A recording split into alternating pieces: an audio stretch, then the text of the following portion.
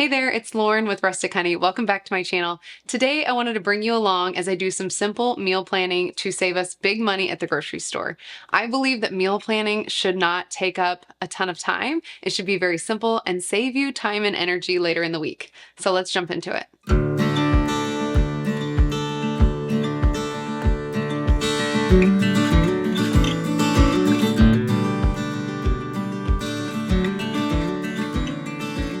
All right, guys, it's Lauren with Rustic Honey, and this evening I have got to clean out this refrigerator before we can begin our meal plan for the week. I'm going to run you through my exact process later in this video and even share a printable with you.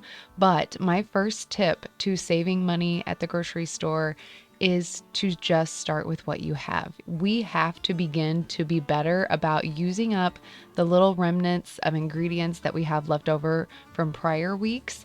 Be good stewards of what we already have in our kitchens, and it will save us so much. When I am in a good routine of meal planning, I feel like it also helps me stay on top of what my refrigerator looks like because I'm continually going through it and tossing old ingredients and using up those other items that are sometimes wasted because they end up at the back of the shelf.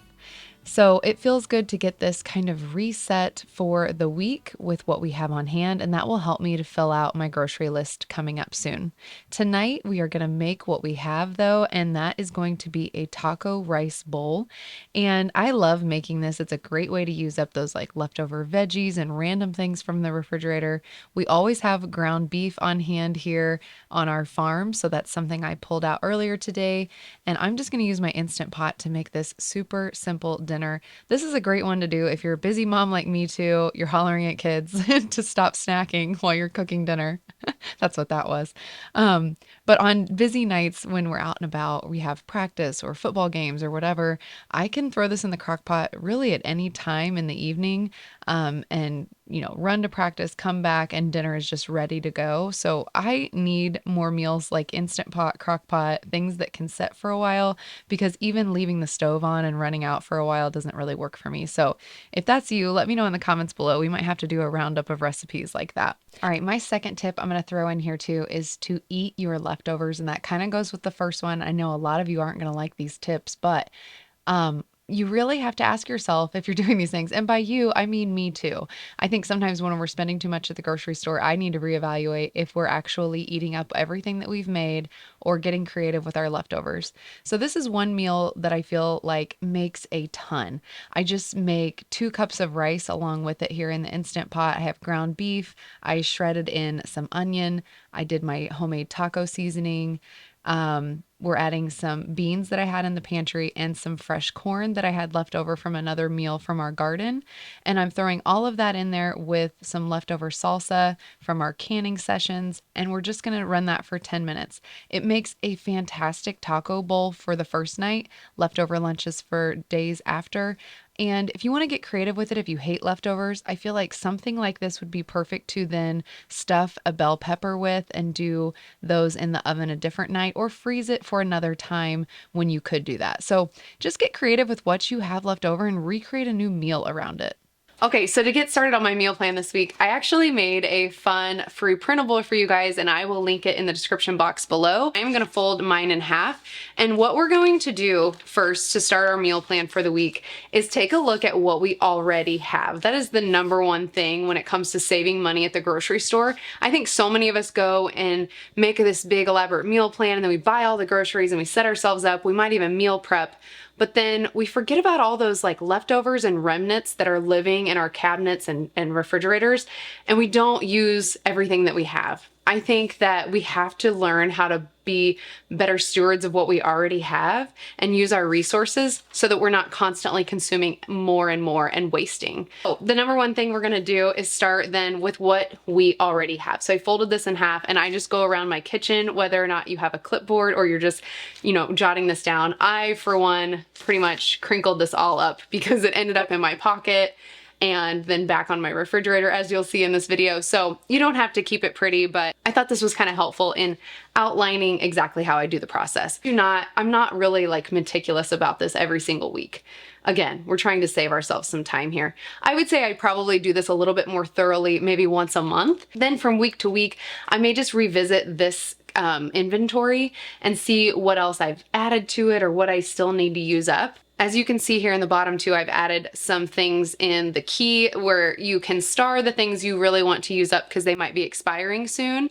Cross out any things you're already using in your meals this week, and then circle anything that you want to go back to next week. And then once I have that inventory jotted down, I start to think through those ingredients and what ideas come to mind for meals. Then I'll move through putting those meal ideas onto the list for the week and making my grocery list of needs and wants. My next tip to save money is to plan your grocery shopping trip. Will it be once a week or once every other week? I think the fewer times we can go to the store, the better. For me, it works out best to go once a week. And when I'm purchasing groceries online, it's really easy for me to look at my cart and evaluate what are the needs in this cart and what are the wants. And I'm not here to tell you to never purchase your wants. I don't think that that is the case, but I think it's good to be mindful of what are the actual necessities on this grocery list and what are the luxuries. Personally, I like to set a goal every week or a budget for what I want to spend. And when I'm below that, I will decide to stock up on some other things in bulk. You start to really review those needs and wants, it opens up a little bit of extra cash, and then you can use that cash to build your stockpile of the things you really need. Now, for us, this looks like living on a farm, raising our own meat, and having several freezers of protein ready to go at all times. And I understand that is not available for a lot of people. So don't take that as the only thing you can do. You can definitely stock up on other items. If you can get yourself a good deep freeze, that's always a great way to be able to build a good stockpile of protein. But like you saw in that previous clip, I also stock up on dry beans and rice and larger items like that in bulk, so that over time I'm saving myself money, and I'm also saving myself time and energy because I know they're already on hand in my kitchen. So when I go to meal planning, those regular staples are already there. Speaking of staples, we have to have a big bag of coffee and we have to get some ready while we continue to chat about ways to save money. I bought those dry beans because I wanted to, of course, have those on hand, but I've seen a lot recently where you can can those beans. So I'm going to try my hand at that, I think, with this next round of dry beans because of the convenience factor. And also, a can of beans right now where we live is it's a little bit under $1, whereas a whole bag of beans is basically the same price. And I'm anxious to see how many cans of beans I can get out of one bag of dry beans. So if you're interested in canning and things like that, maybe kind of having your pantry stash, definitely hit that subscribe button. I would love to continue to hang out with you here on our channel.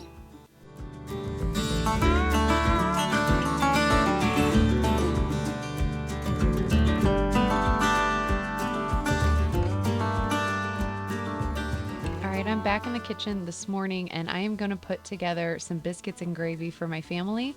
But one thing I love to do when I'm cooking up protein is to take half of it and save it for another meal in the week. So I have some sausage here and I am just going to take about a pound of it and set it to the side. And I have the other pound here in my skillet for sausage gravy this morning. I had some biscuits in the freezer, so I'm using up what I have there. The thing I love about doing it this way is it also saves me time and energy, and as we know, those things are probably more valuable than the money itself. Being a young mom of 4, time and energy are lacking a lot of times around here. So it's important that I not only stretch my meals and my meat and my protein, but I also stretch my time and energy. So this morning I'm going to whip up some homemade biscuits and gravy, which are quite delicious. As our family has gotten larger, I've just realized that I can make the gravy a little less meaty and still have a delicious breakfast by saving the rest of that sausage for another meal. And what I ended up doing with it is making homemade pizza later on in the week. So I made a homemade crust. I used our marinara that we had canned from our garden, some freshly grated mozzarella, and then I had sausage and pepperoni ready to go. So that was a relatively quick meal that's basically made from scratch, and it was all because I thought ahead during this breakfast earlier in the week. So going back to that meal plan, it's obviously saving me a little bit of money, but I think the biggest thing for me is that it saves me so much time and energy later on because I've planned ahead. That way I'm more prepared with all of the ingredients I need, and it just makes life run a lot smoother around here. Now, my next tip is going to be to learn to cook from scratch and to just get more creative in the kitchen. Now, I know you might be thinking, Lauren, you just said we were going to save time. But I think that is sometimes a misconception about cooking from scratch is that it's going to take us so much longer than it would if we just threw something together, with some quick convenience items. But really, this does not have to be all or nothing. As you can see, I'm just getting creative with a few random croutons I happen to have left over, and I'm adding them into my coating for my chicken tonight. And I have pre-shredded cheese over in the corner from something else that I wanted to use up. So I just don't feel like this has to be so much more difficult than it needs to be, because we just need to get creative, use what we have. It's almost like that Chopped show, I think it was called Chopped on the Food Network, where they would give you a basket of random ingredients, and the chefs would have to take these random ingredients and recreate them and make something delicious. And sometimes it feels like dinner time is that way, but if we can just embrace it, have a little fun with it, and then figure out how to make it work, I think you'll find that your cooking skills will improve as you go, and you'll end up with some really delicious recipes in the end. Now, I've been cooking for a while, so I just kind of wing it on things like this, and I think you can do the same over time. I know that me 10 years ago wouldn't have been as confident about all of the things I'm throwing together tonight, but I know that it'll turn out delicious. So, what I'm doing is just I had some chicken thighs thawing out, and I went ahead and just give them a quick coating in that flour seasoned mixture. I fried them in just a little bit of avocado oil and set them off to the side. They're not fully cooked through, but they're going to go back into our casserole.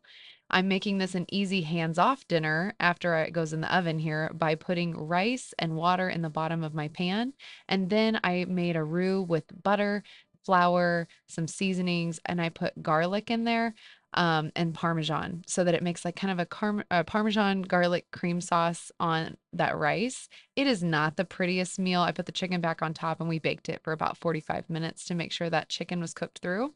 But it's not the prettiest, like I said, but it was delicious and nice and creamy and just had that bit of garlic flavor I was craving. Maybe you're not feeling that tip. Maybe you're like, you know what, Lauren, I don't want to wing it because at the end of the day, I just want to pull my hair back and get dinner on the table for my family. I totally feel you on that one. I don't feel that way every day either. So that's why I also find that it's very handy to have a list of 15 to 20 meals that you know your family will eat, and preferably recipes that you do not have to look at when you're making. So like spaghetti, tacos, meatloaf. I don't know, those things come to mind for me because we grew up on a lot of those things on a farm. And I used to think that a list like that sounded so limiting and boring, but I am now in a season of life where we are incredibly busy and I just need meals on the table. I need my family to be fed, and I need to save some money at the grocery store. And having those things on the regular creates such a streamlined system and a rotation where you really don't get as bored as you would think you would with 20 meals. And you can even make them seasonal if you need to be a little bit more creative with that. Maybe have like a spring summer list and a fall winter list, but keep it on the side of your fridge or in your meal planning binder. And it will save you so much time and energy later on, and eventually save you money too, because you'll have a lot of those staple ingredients on hand. And speaking of having things on hand and ready to go, one of my favorite things to do when I'm making those go-to meals that we were just talking about, I like to cook at least 2 or 3 of them and stick the extras in the freezer for another week. Because as you know, life gets busy. I either won't have time to make dinner, or honestly, I won't feel like it on a certain night. So instead of ordering pizza out or thinking we need to go get takeout somewhere, I can easily grab one of these out of the freezer, pop it into the oven, and literally have to do nothing else. And so if I'm going to go to the labor of love of making lasagna like I am here tonight, I'm going to definitely make at least 2 so that I can have a freezer meal ready to go. I find that having freezer meals keeps me away from the fast food. It's more of my fast food on the farm, and I can save a lot of money by preparing for those moments when I feel the urge to order out. Once you have that list of go-to meals, I really encourage you to take a look at that list and see which meals would make good freezer meals. In the past, I've done that like Pinterest worthy freezer meal challenge when my oldest was a newborn. I did that and we had like 30 meals ready to go in just a couple hours. And it was great, but it was someone else's recipes. And I feel like we liked some of them and the others we weren't too fond of. So I feel like we still ended up wasting some food and felt like I wasted some time. So I know now that my kids are older and have opinions about what we're eating for dinner, that system would not work for me unless I use recipes that are tried and true to our family. So you need to customize that if you're going to make freezer meals for yourself. I think personally, it's important to do that. As you go, you'll get more confident, and it's amazing how much money you'll end up saving with some freezer meals and fast food of your own ready to go. And that brings me to another tip about the freezer. So once you have these meals stocked up and we're talking about using up what we have, I like to go every once in a while on a little bit of a spending freeze and try to do a freezer pantry challenge and only eat the things that we have in our home. And so if you can have these on hand, you'll end up saving yourself an entire week's worth of groceries. And if you have set that budget, for every week, like I had talked about earlier, then maybe you can use that money towards adding to your stock, buying in bulk, or maybe even just treat your family to a night out for dinner. However it works for your budget, it's just a fun way to kind of challenge yourself. And incorporating challenges into our budgeting and to our money saving kind of makes it almost more of like a game. And I don't know about you, I'm a very competitive person. So if I can like gamify something, then I'm more likely to be successful with it. And I like to challenge myself with little things like that. So that may be one way that you can make saving money in the kitchen a little bit more fun. Now, as you can see, lasagna is another one of those meals that I'm used to just winging it on. I'm actually on this evening in a big hurry because I've got to take my son to football practice, but I am bound and determined to finish dinner and get it in the oven before we leave. Now, I'm making one lasagna for dinner tonight and another for the freezer. And I'll tell you a little quick tip on this that I have discovered is that the oven-ready lasagna works really well for the dinner tonight, but the one that's going into the freezer, I like to put the regular lasagna sheets in, but uncooked. So I feel like once I use my marinara that I've made from the garden, I rinse out my jar with just a little bit of water and put that around the edges. That way it helps to kind of freeze with a little extra liquid. And then once it thaws out and cooks down, it cooks the pasta perfectly and it doesn't end up mushy. I feel like the oven ready lasagna doesn't freeze quite as well. So that's one thing I've learned. Another to save some money is to buy the cottage cheese instead of ricotta when you're making your filling. And I find that most of the time that is a lot more inexpensive than buying ricotta cheese. So depending on what you want to splurge on, you can definitely make lasagna a little bit more affordable with what you have on hand. Now, I will say I went ahead and added some more sauce to the second one before I baked it because I feel like I was in such a rush on this particular night that I didn't add quite enough. So if my lasagna looks as such, that's why. I'm going to check on my girls here who have decided to take a little cat nap before dinner. And Dan has gone to get the boys from practice and they're headed home for dinner. I'm so excited to dive into lasagna tonight and to have another one ready to go. Actually, since the filming of this video, I'm going to show you the other one and how it came out of the oven as well. We've already devoured both of these, so I've got to get back to the drawing board on putting more meals in our freezer. Freezer meals are definitely one of my favorite ways to save not only money, but time and energy when it comes to meals. Well, thank you so much for joining me today. I hope that walking through our meal planning and talking about ways to save was helpful for you today. Also, if you have a tip or anything that you can share to help this conversation in the comments below, I would love to hear from you. That is one of my favorite things about creating videos here on YouTube is the community that we have been cultivating in the comments section. So if you're new here, be sure to check that out too and chat with us there. Again, thanks for joining me today and we'll see you in the next one.